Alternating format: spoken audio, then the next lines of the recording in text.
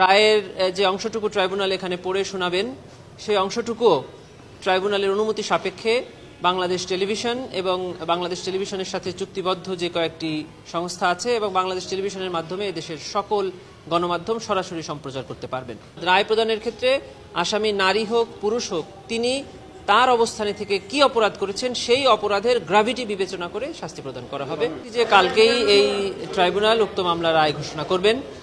প্রসিকিউশনের পক্ষ থেকে আমরা এই মামলার রায় রিসিভ করার জন্য প্রস্তুত আছি এবং আমরা আগেও বলেছি যে এই মামলায় প্রসিকিউশনের পক্ষ থেকে যে 5টি অভিযোগ আনা হয়েছিল প্রসিকিউশন 5টি অভিযোগই সন্দেহাতীতভাবে প্রমাণ করতে সক্ষম হয়েছে এবং প্রসিকিউশন সর্বোচ্চ শাস্তি মৃত্যুদণ্ড প্রার্থনা করেছে ট্রাইব্যুনালের।